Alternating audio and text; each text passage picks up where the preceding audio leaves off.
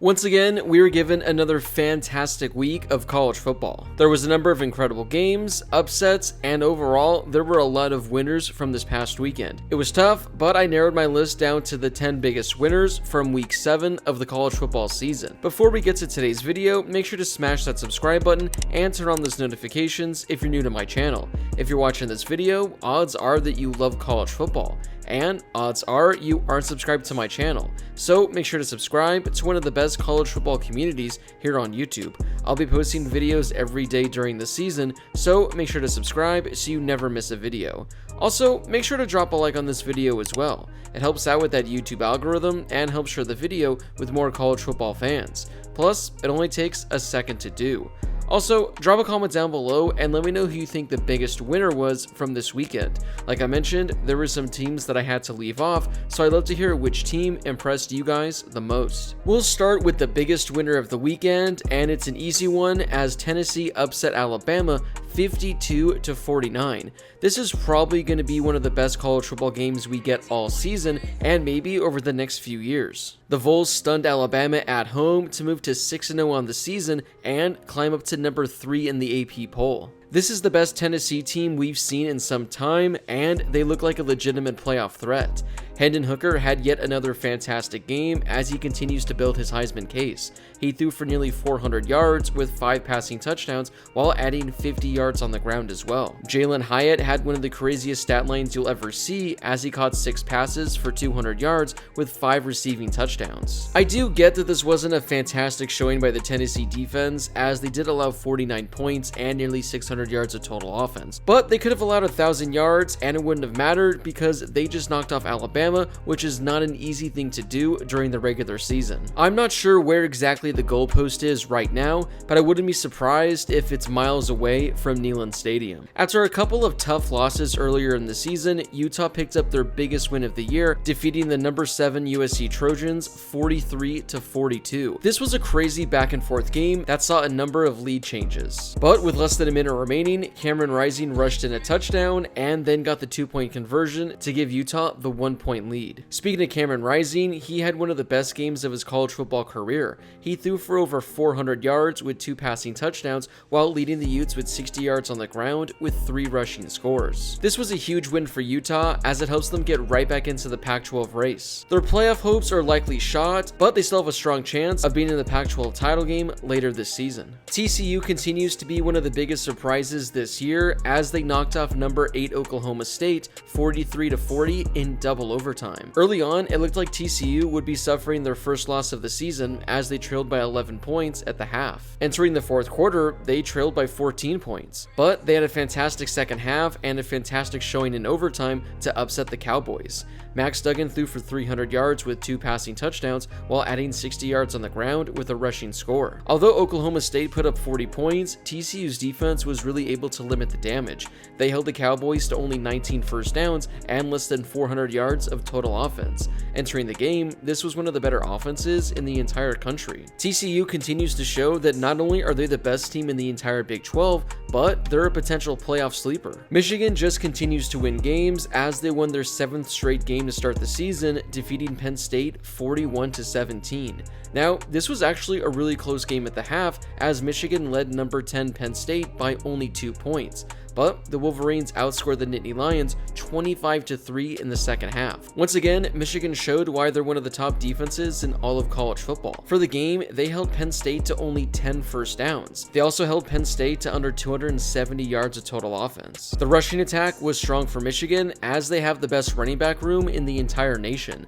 Donovan Edwards rushed for 170 yards with 2 scores, while Blake Corum added 170 yards with 2 scores as well. For good measure, JJ McCarthy rushed for 60 yards and CJ Stokes rushed for over 20 yards. I talked about this in my AP Top 25 video, but the fact that Michigan is 7-0 on the season and ranked 4th in the country, it just seems like they're massively underrated at this point in the season. After suffering 3 consecutive losses, Oklahoma got back in the win column with their 52-42 victory over number 19 Kansas. Now, the offense was fantastic for the Sooners. They totaled 36 first downs, went 16 of 21 on third down attempts, and had more than than 700 yards of total offense. The Sooners rushed for 300 yards with 5 rushing scores, while Dillon Gabriel threw for over 400 yards with 2 passing touchdowns. Now, although I have Oklahoma as a winner here, their defense certainly wasn't a winner in this one. They allowed Kansas to score 42 points with nearly 500 yards of total offense.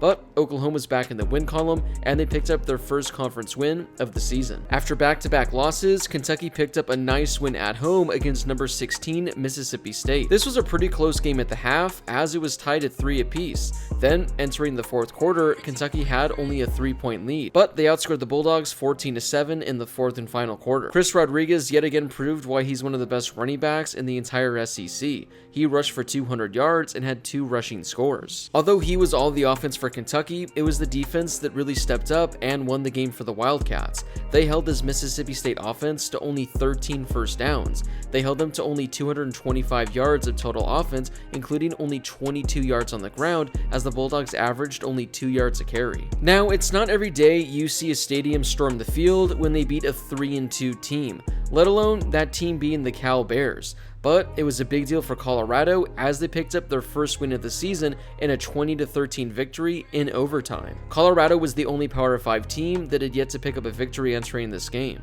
They entered the fourth quarter trailing, but were able to tie things up and send it to overtime. A game-winning touchdown pass from JT Stroud ended the game and gave Colorado the improbable victory. It's been a rough season for the Buffaloes and will likely continue to be a rough season. But hey, at least they have one win under their belt. We'll stay in the Pac-12 and talk about Stanford going into Notre Dame and pulling off the upset victory. Entering the game, the Cardinals were only 1-4 on the season and were arguably the second worst team in the entire Pac-12.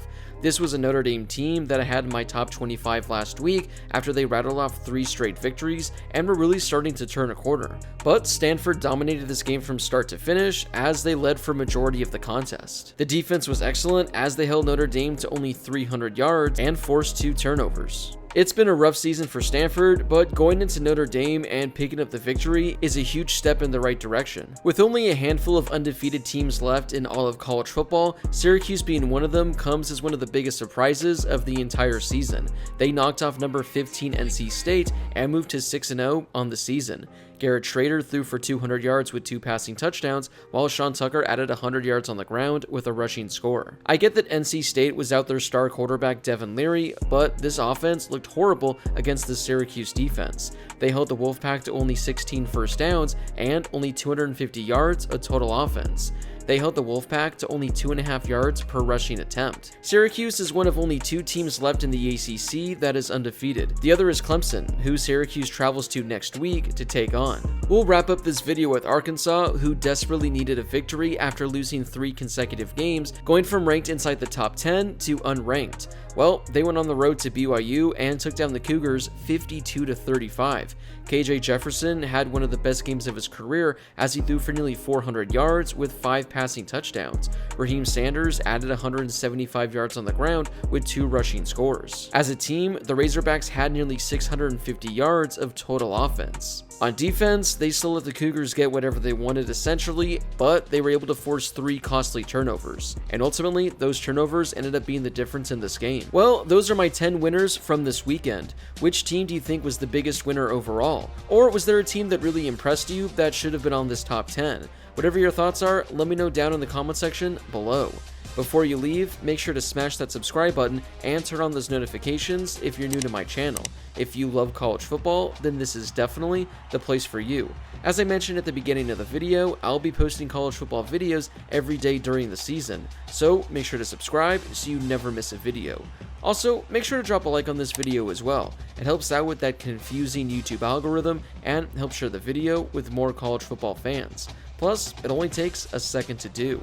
As always, thank you guys so much for watching, and I'll see you all in my next video.